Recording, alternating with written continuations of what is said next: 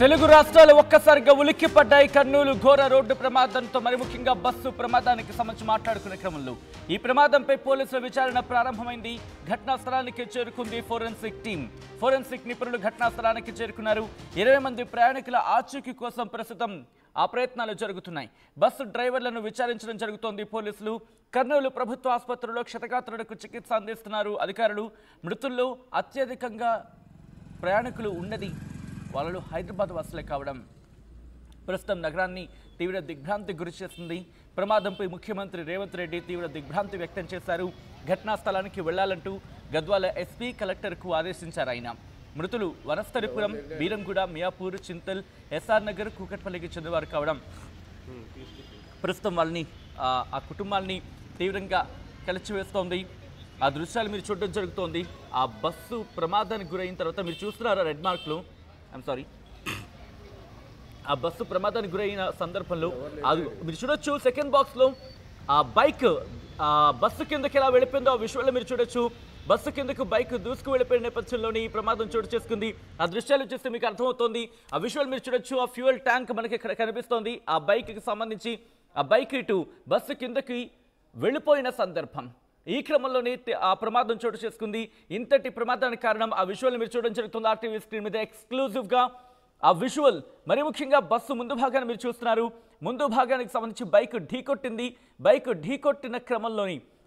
ఢీకొట్టిన క్రమంలోని ఈ ప్రమాదం చోటు చేసుకుంది. దీనికి సంబంధించి విచారణ పూర్తి స్థాయిలో జరుగుతోంది. ఈ క్రమంలో ఆ లిస్టుని మీకు చూపించే ప్రయత్నం చేస్తుంది ఆర్టీవీ. మరి ముఖ్యంగా వీళ్ళంతా కూడా హైదరాబాద్ వాసులే. హైదరాబాద్ నుంచి బెంగళూరుకు వెళ్తున్న క్రమంలోని ఈ ప్రమాదం చోటు చేసుకుంది. కొంతమంది ఇటు హైదరాబాద్ మెజారిటీ మాత్రం ఇటు హైదరాబాద్ నుంచి బుక్ చేసుకున్న సందర్భమే. వాళ్ళు బోర్డింగ్ కనుక గమనిస్తే ఒక్కసారి కొంతమంది పటాన్ చెరువు నుంచి ఉన్నారు. మరి ముఖ్యంగా దాదాపుగా పటాన్ చెరువు బుకింగ్స్ ఇక్కడ మనకి కనిపిస్తున్నాయి.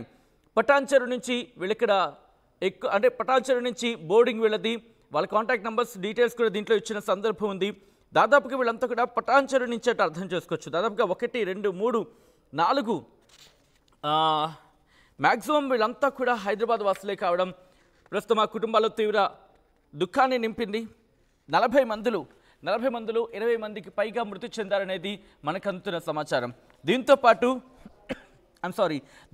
పాటు మరికొంతమంది క్షతగాత్రులని ప్రభుత్వ ఆసుపత్రికి తరలించి వాళ్ళకి చికిత్స అందించడం జరుగుతోంది.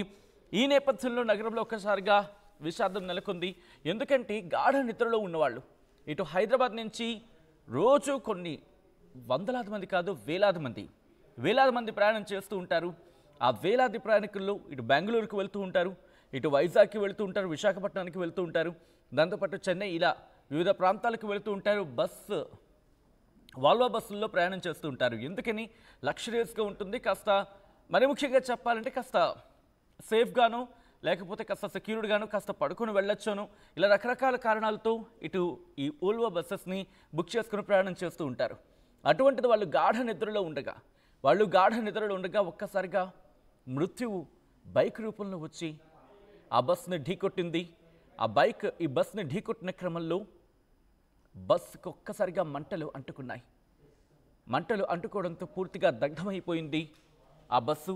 ఆ విజువల్ మీరు చూస్తున్నారు ఆర్టీవీ స్క్రీన్ మీద. ఘటనా స్థలానికి పోలీసు ఉన్నతాధికారులు చేరుకొని ఆ ఘటనా స్థలాన్ని పరిశీలిస్తున్న పరిస్థితి ఉంది. ఈ ఘటనకు సంబంధించి మృతులు హైదరాబాద్ వాసులు కావడం తీవ్ర ఆందోళనకు తీవ్ర దిగ్భ్రాంతికి గురి చేస్తోంది.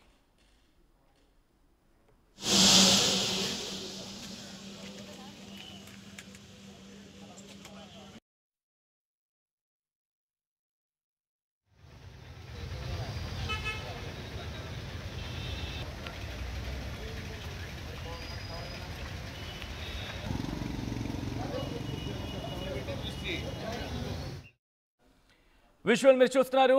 మొత్తం దాదాపుగా 40 మందిలో మెజారిటీ అని చూసుకుంటే కనుక దాదాపుగా హైదరాబాద్ వాసులే.